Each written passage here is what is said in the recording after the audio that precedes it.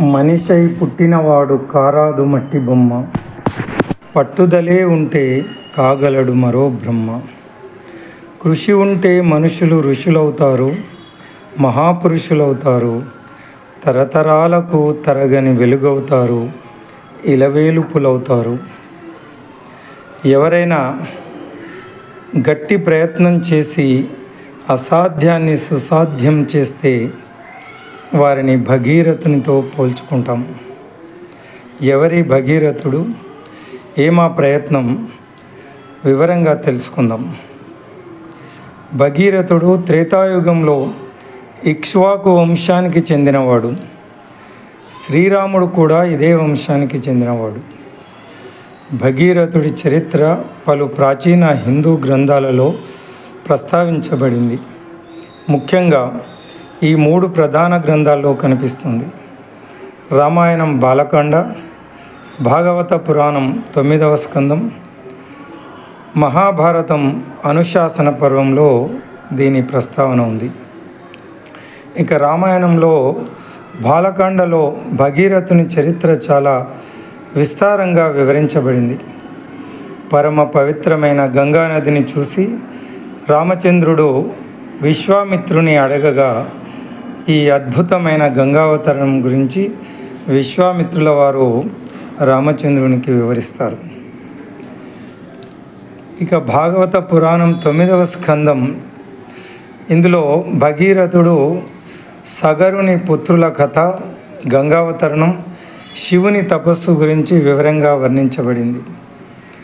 ఇక మహాభారతం అనుశాసన పర్వం, ఇందులో కూడా భగీరథుని గంగా తపస్సు, ఆమె భూమికి అవతరించిన విధానం గురించి సంక్షిప్తంగా పేర్కొనబడింది. అంతేకాదు హరివంశం, స్కంద పురాణం, పద్మపురాణం వంటి ఇతర పురాణాలలో కూడా ఈ కథ కొంతమేర ప్రస్తావించారు. భగీరథుడు తపస్సు వంటి భగీరథ ప్రయత్నం అనే పదాన్ని మనం తరచుగా వింటూ ఉంటాం. అంటే అసాధ్యమైన పనిని సాధించేందుకు గల మహోన్నత ప్రయత్నం. గంగా నదికి భాగీరథి అనే పేరు భగీరథుని ప్రయత్నం వల్ల గంగ, స్వర్గంలో మందాకినిగా పిలువబడే గంగ భూమి మీదకి రావడం జరిగింది. కాబట్టి భగీరథుని పేరు మీద గంగను భాగీరథి అని పిలుస్తాం. సూర్యవంశపు రాజైన సగరునికి కేశిని, సుమతి అను 2 భార్యలు. కేశినికి అసమంజసుడు, సుమతికి 60,000 మంది కుమారులు కలిగారు. భగీరథుని ముత్తాత అయిన సగర రాజు యజ్ఞంలో వదిలిన అశ్వాన్ని ఇంద్రుడు తీసుకువెళ్ళి పాతాళ లోకంలో కపిలుడి దగ్గర కట్టివేసి వెళ్ళిపోయాడు. యాగాశ్వం కనబడక సగరుని పుత్రులు అందరూ దాన్ని వెతకడానికి అన్ని దిశలకు వెళ్ళారు. వారు భూలోకంలోని 7 ద్వీపాలు అన్వేషించిన యాగాశ్వం కనబడలేదు. వెనుదిరిగి రాకుండా ఆ మహా బలవంతులు గుణపాలతో భూమండలం అంతా తవ్వారు. ఆ విధంగా ఏర్పడినవే సముద్రాలు. అందుకే సగర పుత్రులు తవ్వడం ద్వారా ఏర్పడ్డాయి కాబట్టి వాటిని సాగరాలు అని పిలుస్తున్నాం.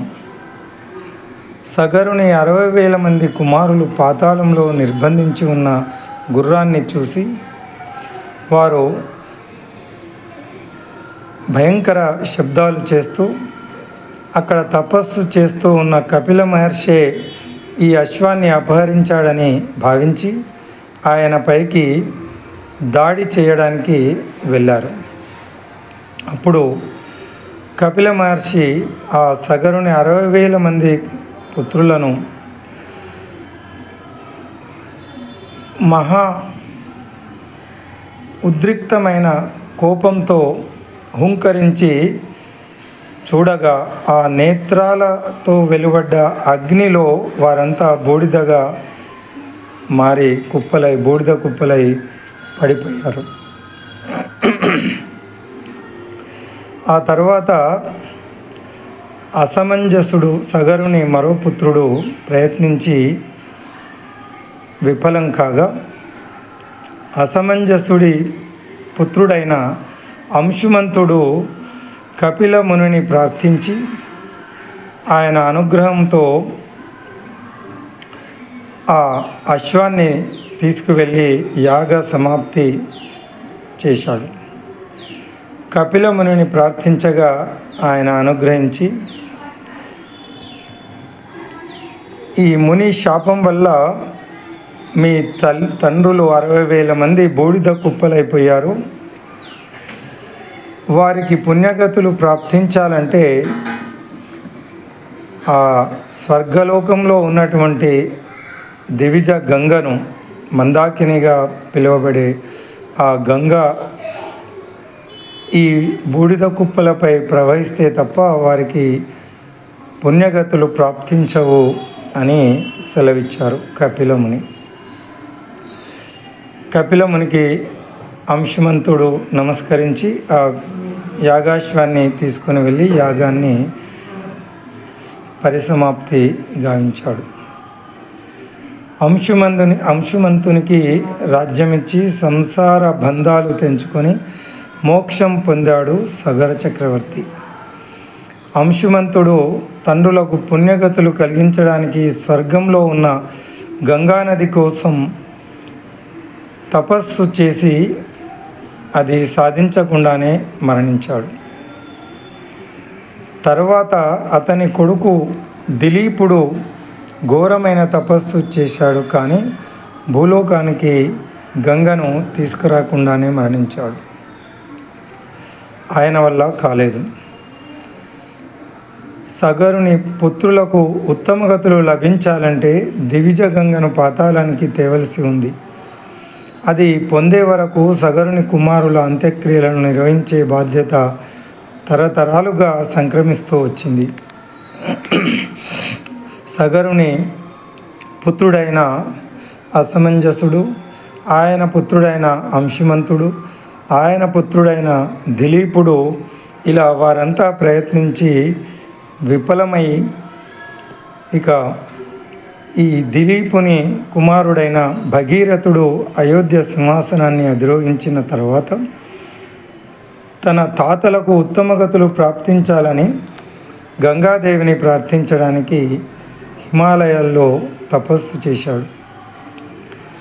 భగీరథుని తపస్సుకు మెచ్చి గంగాదేవి ప్రత్యక్షమై స్వర్గం నుండి భూమికి దిగితే తన దూకుడు శక్తిని తట్టుకోవడం కష్టమని, దానిని తట్టుకోవాలంటే జడలు కట్టిన జుట్టు, నీలకంఠం ఉన్న ఆ పరమశివుడు మాత్రమే దానిని భరించే శక్తి కలిగి ఉన్నాడని, భూమి దాన్ని తట్టుకోలేదని ఈ భగీరథునికి తెలియజేస్తుంది గంగాదేవి.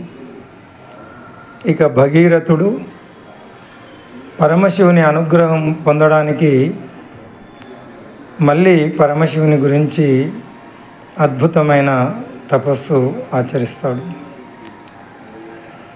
ఆ భగీరథుని ఘోరమైన తపస్సును చూసి మెచ్చి అనుగ్రహించిన పరమశివుడు ఆ దివిజ గంగను భూమికి రాగానే తన తలపై మోపి జటాజూటంలో బంధించడానికి అంగీకరించి అలా బంధిస్తాడు. గంగాదేవి అహంకారాన్ని తొలగించడానికి పరమశివుడు ఆ గంగను తన జటాజూటంలోనే బంధించి ఉంచుతాడు. ఎంతకు గంగ కిందికి రాకపోవడం వల్ల మళ్ళీ భగీరథుడు పరమశివుణ్ణి ప్రార్థించి వేడుకోగా దానివల్ల గంగాదేవికి గర్వభంగం కలిగి ఆమె కూడా పశ్చాత్తాపాన్ని పొంది ఉన్న పరిస్థితిలో ఇక పరమశివుడు ఆయన జటాజూటంలోని గంగను ఒక పాయగా నేలపైకి వదులుతాడు. అలా భగీరథుని వెంట గంగ పరుగులు తీస్తూ ఆయన వెంట వెళ్తుంది. ఈ అద్భుతమైన గంగావతరణాన్ని అద్భుతంగా వర్ణించారు. ఆ మహానది గంగా పరమశివుని జటాజూటాల రంధ్రాల నుండి దూకి నేలపై చేరింది. అడ్డు అదుపు లేకుండా ఉరకలు వేస్తూ పరవళ్ళు తొక్కుతూ కాల సముద్రంలా ప్రవహింపసాగింది. పరమశివుడు పలికే ఓంకారాన్ని అనుసరించి వెలువడే శబ్ద బ్రహ్మంలా ఆ గంగాదేవి పొంగి పొర్లుతూ ముందుకు ప్రవహిస్తూ అతి విస్తార విలాసాలతో ఆ భగీరథుని అనుసరించి రాసాగింది. అలా తెల్లని ఐరావతం తొండాల వలె కనబడుతూ పరిగెత్తే ప్రవాహాల ముందు భాగపు వరద పోటుల వెంట అక్కడక్కడ నీటి పొంగులు కమ్ముకుంటున్నాయి. ఆ నీటి పొంగులతో పారిజాత పూల గుత్తుల చక్కదనాన్ని మించిన తెల్లని నురగలు, ఆ తెల్లని నురగల పక్కన అరవిరిసిన కర్పూర చెగుళ్ళ సోయగాలను మించే సుడిగుండాలు, ఆ సుడిగుండాల పక్కన తెల్లని మేఘాల కన్నా అందమైన పొడవైన ప్రవాహాలు, ఆ ప్రవాహాలలో కలిసిపోయి గాలి వేగానికి పైకి లేచే పాపనాశకార అయిన అలలు, ఆ అలల చివర్లు విరిగి పైకి ఎగిరిపడే తుంపరలు, మోక్షప్రదాయాలు అయిన ఆ తుంపరలు ముత్యాల దండల వలె, మల్లెపూలల వలె, కర్పూర బిళ్ళల పేర్ల వలె, చంద్రకళలో ప్రకాశించే చుక్కల వలె మెరుస్తూ ఉన్నాయి. ఆ తుంపరలతో భూలోకానికి మంగళప్రదమైన లక్ష్మీదేవి చేయి వలె ప్రకాశిస్తుంది గంగానది. పరమహంసలతో ప్రకాశించే వైకుంఠంలా శుక్లపక్షంలో శోభిల్లే కలువలు కలిగి విలసిల్లుతోంది గంగానది. భూమండలం వలె అనేకమైన జీవకళలు నీరు కలిగి జీవితాల వలె వికసిస్తోంది గంగాదేవి. అనేక సేనలు, బకుడు, భీముడు, సుభద్ర, అర్జునుడు కథలతో శోభించే భారత పర్వంలా పెక్కు చక్రవాకాలు, కొంగలు, మంచి కాటుక పిట్టలు, భయంకరమైన అగాధాలు, అలలతో మనోజ్ఞంగా ప్రవహిస్తోంది గంగా. శ్రీరాముని హృదయంలా తన నీటిలో మునిగిన వారికి పాపనాశనం చేస్తూ భగీరథుని అనుసరిస్తోంది. మృత్యువును జయించిన మహాదాత ప్రవర్తనల శివుడిని పూజిస్తూ విభూతితో కూడిన అందమైన శివుడిలా గొప్ప నడకలతో సుకుమారంగా ప్రవహిస్తోంది. క్రౌంచ పర్వతాదులను గెలిచిన కుమారస్వామి చరిత్రలాగా కొంగలు మున్నగు వానితో జయకరమై వెళ్తుంది. అర్జునుని రథంలా, సూర్యుని గుర్రాల వేగంతో శ్రీరామునికి వనవాసం కలిగించిన మందర ఆలోచనల గొప్పవడిగా పెద్ద పెద్ద తోటలు, కొండలు, అడవులలో ప్రవహిస్తుంది. మన్మధుని జెండా వంటి మొసళ్లతో విలసిల్లుతోంది. మన్మథ బాణం వలె తనలో కలిసిన ఇతర ప్రవాహాలతో పోటీపడి సాగుతోంది. మన్మధుని చిగురుటాకు బాకు వలె, చెరుకు ఆకు బాకు వలె బాటసారుల తాపాన్ని తొలగిస్తుంది. అల్పుల అధికుల పట్ల సమత్వం కల యమదండం వలె ఎత్తు పల్లాలు లేకుండా సమానంగా ప్రవహిస్తుంది. ఛందో శాస్త్రంలా ఎల్లప్పుడూ పెద్ద అలల శబ్దాలు అనే గురువులు చిన్న అలల శబ్దాలనే లఘువులతో మంచి బిగువు వేగంతో నడుస్తుంది. గణిత శాస్త్రంలా ఘనములకు ఉన్నట్లు పొడవు, వెడల్పు, ఎత్తు కలిగి ఘనమూలంతో దట్టమైన వేర్లు కలిగి మార్గ మధ్యంలో వర్గమూలాలతో సజాతి వేర్లు కలిసి మిశ్రమ భిన్నాల వలె వేరు జాతులు కలిసిన విరాజిల్లుతోంది. పరస్పరం రాసుకునే పొదరిన్లతో విడిపడ్డ లోయలతో భయంకరంగా ప్రవహిస్తోంది. చక్కటి స్థుతులు కల భగవద్గీత సహితమైన భీష్మ పర్వంలా సుకరమైన శబ్దాలతో సాగుతోంది. గువ్వ గుత్తి కట్టి చెట్ల శబ్దం మున్నగు అనేక రవములు రకరకాల వాయిద్యాల శబ్దాల వలె శోభిల్లగా గొప్ప లయతో ప్రవాహాలు కట్టి నడుస్తోంది. అచ్చులు హల్లులు కలిగిన వ్యాకరణం వలె అచ్చమైన బిగువు వడి కలిగి నడుస్తుంది. మహాభాష్య వృత్తిల వృద్ధి గుణాల సామర్థ్యంతో ప్రవహిస్తుంది. పెక్కు ప్రయోజనాలు ప్రమాణాలతో ఉదాహరణలతో కూడిన అర్థశాస్త్రంలా అనేక యోజనాల నిడివిగా ప్రవహిస్తుంది. సామాన్య గుణాల విశేషంతో విలసిల్లే ఉదాహరణల వలె అందరికీ అందుబాటులో ఉండే గుణాల ప్రత్యేకతతో నడుస్తుంది. భూమిని భరించడంలో నిమగ్నమైన ఆదిశేషుని కార్యంలాగా సుస్థిరమైన గొప్ప యత్నంతో భగీరథుని వెంట ముందుకు సాగుతోంది. వేదాలకు సైతం అతీతమైన పరబ్రహ్మను మించి అనేకమైన దారులను అతిక్రమిస్తుంది. పెక్కు వర్ణ పద క్రమాలతో అతిశయించే వేదాల వలె అనేక రకాల ధ్వనులతో సాగుతుంది. కర్కాట మీన మిథున మకరాలతో ఒప్పి ఉండే ఖగోళ నియతి వలె పీతలు చేపల జంటలు మొసళ్ళ గుంపులతో ఉరకలేస్తుంది. నిర్మలమైన చంద్రకాంతితో వెలిగిపోయే అందగత్తె మోము వలె స్వచ్ఛమైన చంద్రకాంతిలో మెరుస్తుంది. ఇంపైన పల్చటి సుందరి పెదవి వలె కెంపు రంగుతో విలసిల్లుతోంది. నాగరం ధరించిన శృంగారవతి జుట్టులాగా నల్లదనంతో పాములతో అతిశయిల్లుతుంది. శారదాదేవి గెలుపుతో కూడిన బుద్ధిమంతుని విస్తారమైన శాస్త్రీయ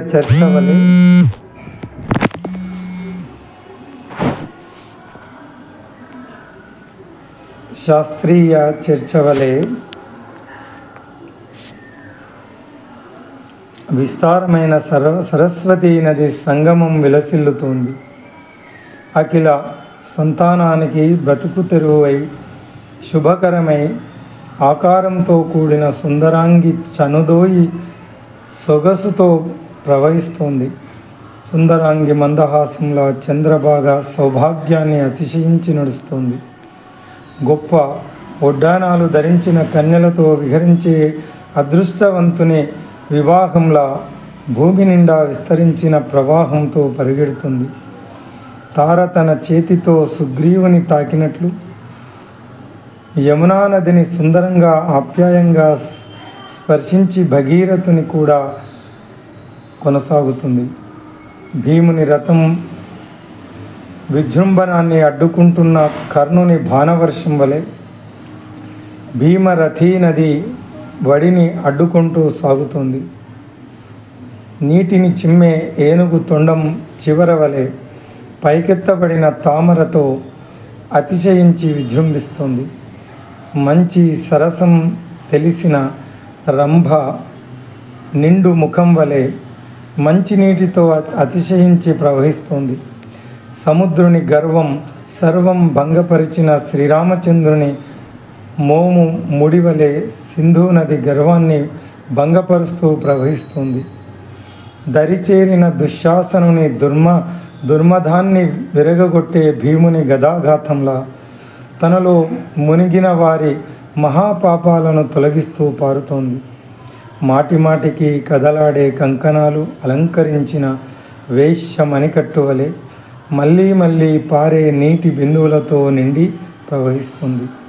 కల్మషరహితమైన కృతయుగంలా కల్మషాలు లేని నిర్మల జలాలతో ప్రవహిస్తుంది. గొప్ప తెలుపుతో ప్రకాశించే బ్రహ్మదేవుని మోముల వలె గొప్ప బ్రాహ్మణ జాతితే ఆశ్రయించబడుతూ కొనసాగుతోంది. అనేక దీర్ఘాలతో బిందువులతో విసర్గలతో విలసిల్లే అక్షరాల గుణింతాలలాగా అధికమైన నీటి బిందువులు వెదజల్లుతూ ప్రయాణిస్తుంది. గంభీరమైన భావాలతో మధురమైన అధ్యాయాలతో కూర్చబడిన కావ్యంలా లోతైన స్వభావంతో తీయని నీటితో విరాజిల్లుతోంది. నందనందనుడు కల మధురానగరంలా గొప్ప ఆనందానికి నందనవనంలాగా అలరారుతోంది. ఇంద్రుడు ప్రవహించే నందనవనం వలె ఇంద్రుడు విహరించే నందనవనం వలె కౌశికీ నదితో విహరిస్తూ ఉంది. ఇంద్రుడి గుర్రము చైశ్రవం వలె ధ్రువమైన మంచి దశతో ఎడతెగని ప్రవాహాలతో ప్రవహిస్తుంది. విష్ణు చింతగల ధ్రువుని భావాల వలె లోక పరిశీలన కలిగి నడుస్తుంది. ప్రశస్తమైన విష్ణుమూర్తి దక్షిణావర్త శంఖం వలె కుడివైపుకి మరటలు కలిగి సాగుతోంది. ఉత్తర వివాహం వలె మిక్కిలి నరానందం కలిగి పారుతోంది. ఆశ్రయించిన భక్తుడు ప్రహ్లాదునికి గొప్ప వైభవాలను ప్రసాదించిన నరసింహుని గోళ్ళవలె ఆశ్రయులకు మిక్కిలి ఆహ్లాదాన్ని కలిగిస్తూ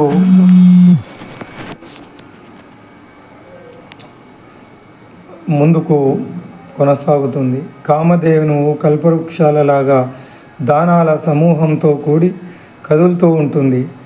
పాలు పొంగుతుంటే బాలింతరాలి స్తనం వలె ఎల్లప్పుడూ పారే నీటితో పొంగుతూ ఉంటుంది.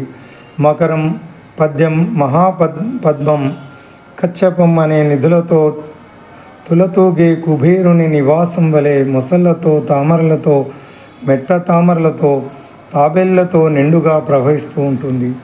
కూలిన మందర పర్వతాన్ని పైకెత్తే ఆదికూర్మం యొక్క బలమైన డిప్పవలే కొండగట్లను కదిలించే వడితో ప్రవహిస్తుంది. ఎత్తైన చర్యలతో నిండిన కొండల వంటి ఎత్తైన గట్లతో కాపాడబడుతూ అతిశయిస్తూ ఉంటుంది. భూమిని పైకెత్తే ఆది వరాహం వలె గొప్ప ఓర్పు కలిగి పారుతూ ఉంటుంది. పుణ్యకరమైన దర్భలు కల బ్రాహ్మోత్తముల చేతి వలె మంచి పవిత్రమైన ఇంపుతో పెంపారుతూ ఉంటుంది. ఎదిరించి వచ్చే కరదూషణుల గర్వం సర్వం హరించే రామబాణం వలె చేరవచ్చు పాపుల అహంకారాన్ని అపహరిస్తూ ప్రవహిస్తుంది. రాజ సమూహాన్ని సమూలంగా సంహరించే పరశురాముని గొడ్డలి వలె పర్వతాలను పెళ్లగించేంత బలంగా ప్రవహిస్తుంది. శత్రువులను ఉన్మీలించు బలరాముని నాగలి వలె ఇరుపక్కల గట్లను ఒరుసుకుంటూ ప్రవహిస్తుంది. చేరవచ్చు రాక్షస కాంతలకు మనోహరమైన బుద్ధుని నెమ్మేను వలె ఆశ్రయించిన సర్వజనులను రక్షించు ఉదారతతో మనోహరంగా పారుతుంది. దేవతలను సంతోషింపజేసే శివతాండవం వలె ఉత్సాహవంతమైన తుల్లిపడే చేపలకు ఆలవాలమైంది. వేదాలకు శుభాలను సమకూర్చే మత్స్యావతారంలా చెవులకు ఇంపు కలిగిస్తూ ప్రవహిస్తుంది. ధన వస్తు సమదాయాలతో సుముఖంగా ఉన్న గొప్ప దాతవలే విస్తారమై పారుతోంది. బలిచక్రవర్తి వంశాన్ని నిర్మూలించిన వామనుడి పాదంలాగా బలమైన వెదురు పొదలను సైతం కదిలించేటంత వడిగా ప్రవహిస్తుంది. సామభేద మాయోపాయాలతో కూడిన నీతిశాస్త్రం వలె చాతుర్యంతో ఒప్పుతోంది. అపరిమితమైన లోకాలతో జంతుకోటితో నిండి ఉండే బ్రహ్మాండం వలె లెక్కలేనన్ని జలరాశులతో కొలవబడుతూ ఉంది. గుట్టు తెలియని మానవతిలాగా తెలియనేలంత లోతు కలిగి ప్రవహిస్తుంది. ఎన్ని పనులున్నా హడావిడి పడని ఇల్లాలిలాగా ప్రశాంతంగా పారుతుంది. బయటికి పోని ముద్దురాలిలాగా గట్టు దాటకుండా పోతుంది. శీఘ్ర గమనం గల జవరాలులాగా వడిగా ప్రవహిస్తుంది. అటు ఇటు పోని పతివ్రతలాగా భగీరథుడు చూపిన దారిలో ప్రవహిస్తుంది. అన్నిటినీ కడుపులో దాచుకునే కన్నతల్లిలాగా అన్నిటినీ తన కడుపులో దాచుకుంటూ పోతుంది. భక్తుల కోరికలు తీర్చు దేవతలాగా తనను ఆశ్రయించిన వారి కోరికలు తీర్చుతూ ముందుకు ప్రవహిస్తుంది. అలా క్రమక్రమంగా పరిమితులను దాటి మాటకు మనసుకు అందకుండా భగీరథుని వెంట ప్రవహిస్తుంది గంగాదేవి. దారిలో జన్నుముని ఆశ్రమాన్ని ముంచెత్తి జాహ్నవి అయ్యింది. అలా ముంచెత్తగా ఆ జన్ను మహర్షి ఆగ్రహానికి గురై ఆయన ఆ గంగా నది జలాలనంతా ఆయన నోటిలో అవపోసనం పడతాడు. గంగ వెనుతిరిగి చూడగా కనిపించకపోగా విషయం గ్రహించిన భగీరథుడు ఆ గంగను వదిలిపెట్టవలసిందిగా జన్ను మహర్షిని వేడుకుంటాడు. భగీరథుని ప్రార్థనకు అనుగ్రహించి జన్నుముని గంగాదేవిని తన చెవి ద్వారా వదిలిపెట్టాడట. అలా జన్ను మహర్షి ద్వారా వదలబడింది కాబట్టి గంగాదేవికి జాహ్నవి అనే పేరు వచ్చింది. ఆ విధంగా భగీరథుడు ఆ జన్ను మహర్షి అనుగ్రహాన్ని పొంది తిరిగి ఆ గంగను తన వెంట తీసుకొని బయలుదేరుతాడు. అలా ఆ గంగాదేవి పాతాళానికి చేరి సగరుని పుత్రులకు ఉత్తమ గతులను ప్రసాదించింది. ఇది అద్భుతమైనటువంటి గంగావతరణం, ఆ అద్భుతమైన వర్ణన. ఆ పరమ పవిత్రమైన గంగా మన కర్మభూమి, ధర్మభూమి, మన భారతదేశంలో ప్రవహించడం మనందరి అదృష్టం.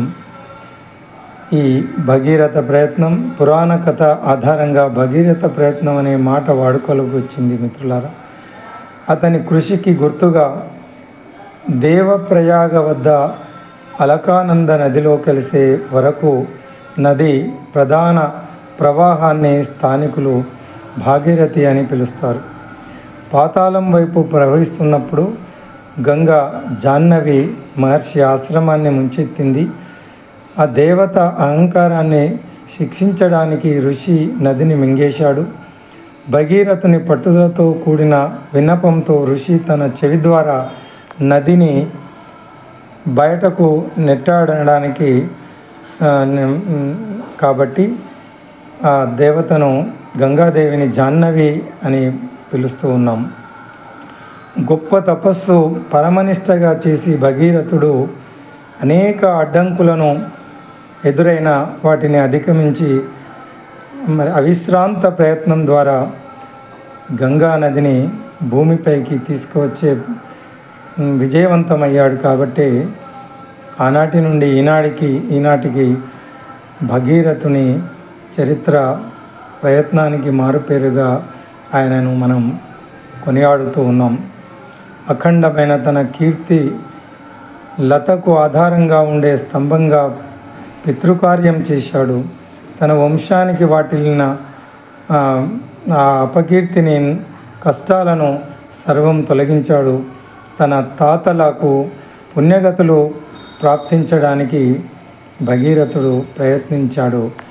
ఈ ప్రయత్నానికి స్ఫూర్తివంతమైన భగీరథుని ప్రయత్నం అందరికీ స్ఫూర్తినివ్వడమే కాకుండా పితృదేవతలకు తర్పణాలు ఇవ్వడంలో ఉన్న ప్రాధాన్యతను కూడా మనకు తెలియజేస్తుంది. మిత్రులారా, పితృదేవతలకు పుణ్యగతులు ప్రాప్తించడానికి మరి వారి సంతానం, వారి వంశంలో ఉన్నటువంటి పుత్రులు, మనమలు వారి బాధ్యతను కూడా గుర్తు చేస్తుంది. మరి 3 తరాలు వారు ప్రయత్నించడం గమనించవలసిన విషయం. కాబట్టి చనిపోయిన పితృదేవతలకు ఉత్తమ గతులు ప్రాప్తించాలంటే వారి వారసులు చేయవలసినటువంటి కర్మకాండల ప్రాధాన్యతను భగీరథ వృత్తాంతం, గంగావతరణం మనకు గుర్తు చేస్తుంది. సగరుని 60,000 మంది పుత్రులు మరి సహజంగా మరణించకుండా ఒక ముని శాపం వల్ల మరణించారు. కాబట్టి ఈ సహజ మరణానికి ఉండే నియమాల కంటే ఈ ఆత్మహత్యలు, యాక్సిడెంట్లు, ముని శాపాల వల్ల అసహజ మరణం పొందిన వారికి ఉత్తమ గతులు ప్రాప్తించాలంటే ఈ ప్రత్యేకమైన పూజల వల్ల ఈ గంగా జలాలలో, కాశీ, ప్రయాగ వంటి పుణ్యక్షేత్రాలలో వారికి పిండ ప్రదానం శాస్త్రయుక్తంగా వారసులు చేసినప్పుడే వారికి ఉత్తమ గతులు ప్రాప్తిస్తాయి. ఇది మనకు తరతరాలుగా మనకు ఈ గొప్ప నియమాలను మన సంస్కారాలను మనకు తెలియజేస్తున్నటువంటి భగీరథ వృత్తాంతం మిత్రులారా. ఓం తత్ సత్.